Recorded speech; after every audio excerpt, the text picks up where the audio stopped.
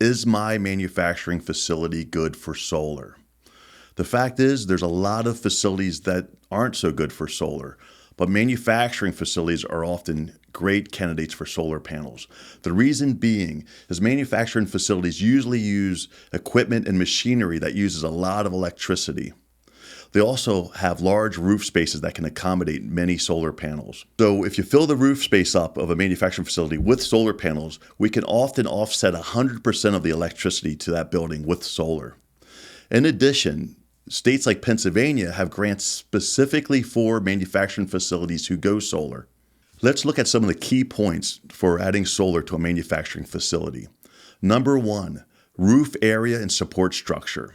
It's important that you have large unobstructed roof area, meaning that there's not a lot of shading from trees, there's not a lot of HVAC equipment on the roof that's going to cast shadows on the solar panels, or if there is HVAC equipment on the roof, that the solar panels are laid out in a fashion that minimize shading from those obstacles. It doesn't matter if your roof surface is tilted, if it's flat, if it's asphalt shingled, a rubber roof, or even a corrugated metal roof. There are mounting mechanisms that can mount the solar panels to any style roof.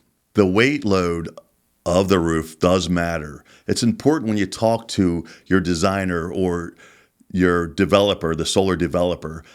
Usually in the proposal, embedded in that cost is the cost for a structural engineer to assess the roof support structure, to make sure that even with the heaviest snow load and the weight of the solar panels, that there's going to be no issues with that additional weight load. Number two, energy usage profile.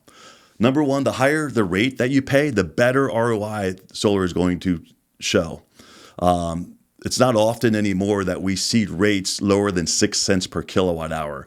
So in most cases for manufacturing, it makes sense to go solar to offset your electric bill. Also, because manufacturing facilities require usually a higher electric usage from motors, machinery, and equipment, it makes sense to offset that electricity with solar panels. So a higher demand means a better return on investment with solar panels.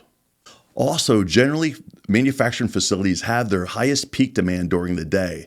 This coincides with when solar panels produce the most electricity in the middle of the day when there's the most sunshine. This allows solar to offset not only kilowatt hour charges, but also some of the peak demand charges that you get on your electric bill. Number three, location and sunlight exposure. That's also important for your manufacturing facility when assessing if solar makes sense. Generally, in the mid-Atlantic states, we see an average of 4 to 4.5 peak sun hours per day.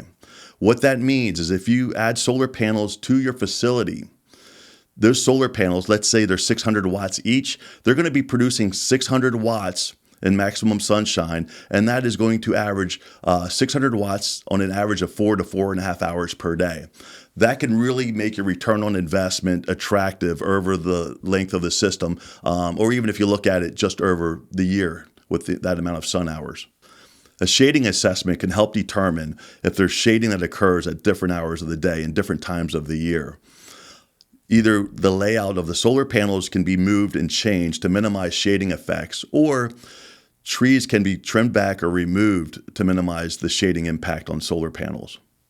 The roof orientation and tilt of the roof is another factor to take into consideration. Generally speaking, if you put solar panels on a north-facing roof, they can produce as much as 40% less than other roof surfaces. That really has an impact on your return on investment. Flat roofs can be great because we can tilt the solar panels towards the sun for maximum tilt and orientation to maximize the solar production annually. Another important key thing to remember is your utility rate matters. The higher rate you pay, the more return on investment you're going to see from a solar panel installation. Like I said earlier, generally speaking, if you pay more than 6 cents per kilowatt hour, adding solar to your facility is going to pencil out well financially. If you pay more than 7 cents per kilowatt hour, it definitely makes sense to look at what solar can do for your building. Incentives, either federal, state, or from the utility company, can also make a return on investment more attractive. It's important when you speak to your solar developer that they give you all that information to let you know what incentives are available and what impact that can have on the return on investment. If your roof isn't suitable for solar, for instance, if it's old and needs to be replaced, if it's not oriented well for solar, or there just isn't enough roof space to fit enough solar panels to make a difference, there are alternative options such as a carport or a ground-mounted system. Now, generally, these systems cost a little more than a roof-mounted system, but there are added benefits such as better optimization because you can orient the solar panels directly south and get the most production annually, leading to a better return on investment. So to recap what we've talked about regarding adding solar panels to manufacturing facilities, it could really make sense, especially if you have high energy usage and you pay a rate over 6 cents per kilowatt hour. So if you have high energy usage and a lot of roof space, it could really make sense to go solar.